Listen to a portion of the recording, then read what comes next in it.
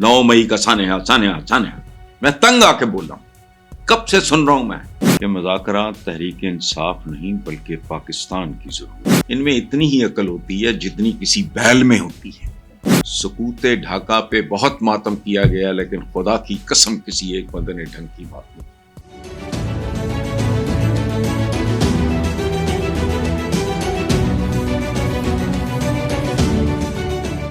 अस्सलाम वालेकुम व्यूअर्स, दुआएं सबके लिए। शाह महमूद कुरैशी ने कहा है कि मुज़ाकरात तहरीक इंसाफ नहीं बल्कि पाकिस्तान की ज़रूरत है और मुज़ाकरात की नाकामी जमहूरियत के दौर के लिए ख़तरा होगी। बहुत खूबसूरत काबिल कदर बात है और कुरैशी साहब ने बुनियादी बात की है जिसको झुटलाया नहीं जा सकता। अगली बात उन्होंने की, पाकिस्तान नाजुक मोड़ पे खड़ा है, इसमें भी कोई शक नहीं। मेरी दुआ है कि मुज़ाकरात किसी मंतकी नतीजे पर पहुँचें, क्योंकि मुज़ाकरात की ज़रूरत पाकिस्तान को है, तहरीक इंसाफ को नहीं। सच्ची बात है, ये भी दुरुस्त है। अगली बात जो उन्होंने की है कि मुज़ाकरात मस्बत नतीजे पे जाने चाहिए, वरना हुकूमत डगमगा जाएगी। मुज़ाकरात होने दें, हुकूमत वक्त पूरा करती है या नहीं, वो बात की बात है। ये बातें मुख्तलिफ। आखिरी बात उन्होंने की है, कोई नाजायज़ मुतालबा नहीं, जो सियासी कैदी हैं उनको रिहा किया जाए। जमानत तो कत्ल के मुलज़म को भी मिल जाती है, हम 1.5 साल से जेल में हैं। जमानत मिली ना, केस शुरू हुआ। अब मैं कानूनदान नहीं हूँ, लेकिन मैं एक पाकिस्तानी ज़रूर हूँ, माड़ा मोटा पढ़ा लिखा भी हूँ। जिंदगी के 40-45 साल मेरे सहाफ़त में गुजरे और अल्हम्दुलिल्लाह I am proud of my career से ज़्यादा I am proud of my character. ये सारी बातें जो कुरैशी साहब ने की हैं, शाह महमूद कुरैशी ने, उनका ताल्लुक पाकिस्तान की मौजूदा और आइंदा सूरत हाल के साथ बहुत ही गहरा है। ये जो बात उन्होंने की है, जमानत तो कत्ल के मुलज़म को भी मिल जाती है। हमें याद रखें, मैंने आज एक और प्रोग्राम में एक बात की है, एक और नहीं, अपने ही प्रोग्राम में, समा के प्रोग्राम में मैंने एक बात की है कि इसके लिए 9 मई के लिए सानहे का लफ्ज़ इस्तेमाल करना बंद कर दें। इसको हिमाकत कह लें, जज्बातियत कह लें, जहालत कह लें, बेवकूफ़ी कह लें। सानहा अल्लाह न करे कोई दूसरा सानहा हमारा मुकद्दर बने। सानहा इस मुल्क में एक हुआ, वो था सकूते ढाका, जिसके नतीजे में पूरे पाकिस्तान के साथ जो कुछ हुआ, और सकूते ढाका के बाद ढाका वालों को भी सुकून नहीं मिला। ये मैं एक हैरत अंगेज और डिफरेंट बात कर रहा हूं। बिल्कुल सकूते ढाका के नतीजे में जो डिमोरलाइज हुई कौम, याद रखना, इस तरह की चीजें, वो कहते होते थे ना, वियतनाम सिंड्रोम। कौमों के साथ जब इस लेवल पे कोई मिसहैप होता है, कौम की नफ्सियात को तबाह कर देता है। लेकिन मुसीबत ये है कि हमारे ये बेसिकली डंगर टाइप लोग हैं। इनमें इतनी ही अकल होती है जितनी किसी बैल में होती है। इस तरह का सानेहा कौमों की नफ्सियात बदल देता है,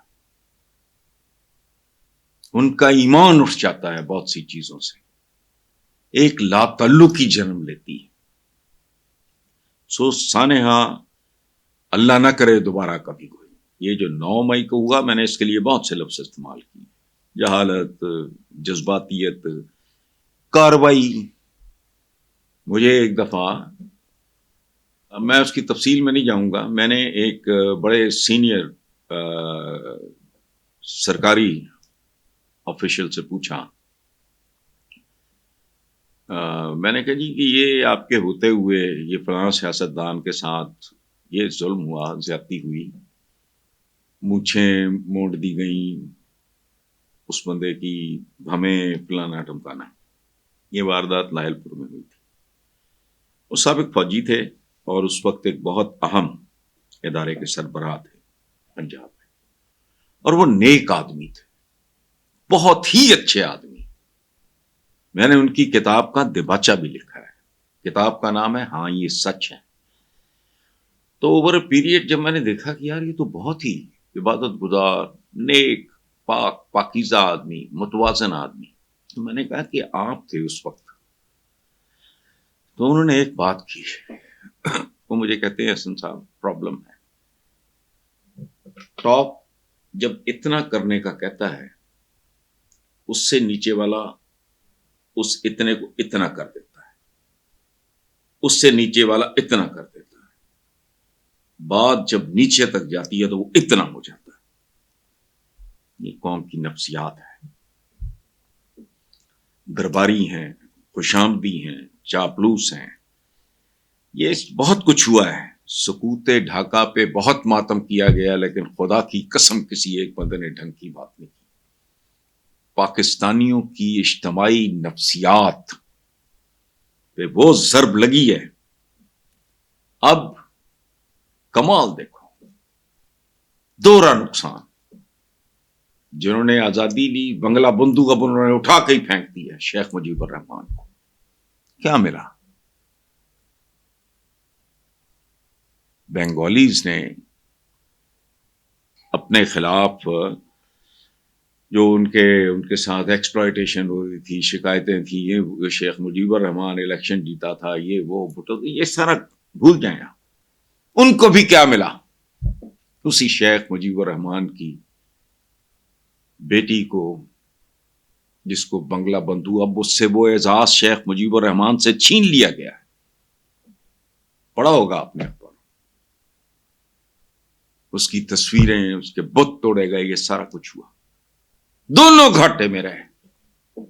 ویسٹ پاکستان جو آج پاکستان کہلاتا ہے، اور ایسٹ پاکستان جو آج بنگلہ دیش کہلاتا ہے. اس لیے سانحہ بالکل اور طرح کی چیز ہے. 9 مئی کا سانحہ میں تنگ آ کے بول رہا ہوں، کب سے سن رہا ہوں میں. ہمیں سانحات کا شوق ہے. وہ جذباتیت تھی، جہالت تھی، انتہا پسندی تھی، کاروائی. کسی نے اتنا کہا ہوگا اور انہوں نے اتنا کر دیا. جاہل، بے روزگار. دیکھو جاہل ہونا جرم نہیں ہے. اس کو اگر آپ سمجھیں تو جہالت جذباتیت کو جنم دیتی ہے. ریشنل، ریزن، لاجک مر جاتی. تو اس لیے برائے مہربانی اس کو سانحہ کا لفظ استعمال نہ کر کہ ضمانت تو قتل کے ملزم کو بھی ہو جاتی ہے. یہ بچے ہیں، کیا ہے اس کی عمر 40 سال کی، وہ بچہ ہے، گمراہ ہوا، ڈی ٹریک ہوا، ایموشنل ہوا. It's a lesson for the entire nation. لیکن جیسے اب ہمارے یہ جو میں نے سنا ہے کہ معافی دی گئی ہے بہت سارے لوگوں کو، بہت خوبصورت بات ہے. ریاست ہوگی ماں کے جیسی، اس کا مطلب کیا ہے؟ ماں تو معاف کر دینے کا نام ہے. اور ایک بات جو ہم بہت کرتے ہیں، آپ بھی کرتے ہیں، میں بھی کرتا ہوں، امت کس کی ہے؟ فتح مکہ پہ عام معافی کو بات ہے. میرے جیسے کم ظرف کو تو آج بھی سمجھ نہیں آتی. حضور کے ساتھ کیا کچھ نہیں ہوا. طائف مکہ کے عیاشوں اور بدماشوں کا اڈا تھا. آپ نے وہاں بھی اللہ کا پیغام پہنچایا، لہو لہان ہوئے، جوتے چپک گئے، اتنا لہو بہا. خود مکہ کے اندر کیا نہیں ہوا، کیا کیا زبان ان شیطان صفت لوگوں نے استعمال نہیں کی. حضرت امیر حمزہ کا کلیجہ کس نے، اس کو بھی معاف کر دیا. جس غلام کے تھرو، واشی کے تھرو اس نے کرایا تھا، اس کو بھی معاف کر دیا. صرف ایک بات کی، سافٹلی، کہ بھائی ہو سکے تو میرے سامنے آنے سے گریز کرنا. تمہیں دیکھوں گا تم مجھے اپنے چچا اور مرحوم دوست، ان کی ایج ڈفرنس نہیں تھا زیادہ، دونوں کے والدین کی بالاتیں اکٹھی گئی تھی. امیر حمزہ رشتے میں ہمارے آقا کے چچا ضرور لگتے تھے، لیکن they were like friends.